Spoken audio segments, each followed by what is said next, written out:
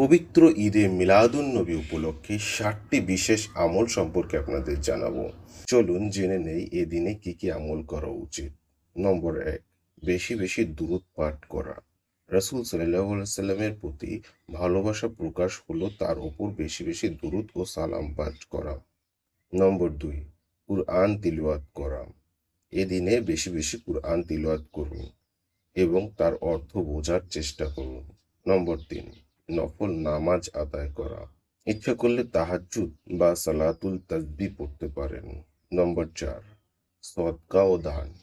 দরিদ্র, এতিম ও অভাবীদের সাহায্য করুন, এটা আল্লাহর কাছে অনেক প্রিয়।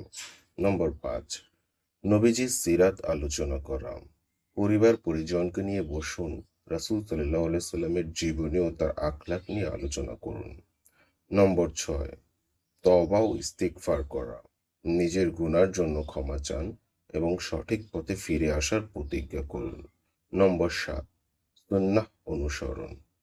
শুধু এদিনেই নয়, প্রতিদিনই নবীজির সুন্নাহ জীবনে প্রতিষ্ঠা করা আমাদের কর্তব্য। প্রিয় ভাই ও বোনেরা, ঈদে মিলাদুন নবীর আসল শিক্ষা হলো নবীজির জীবন ও আদর্শকে অনুসরণ করা।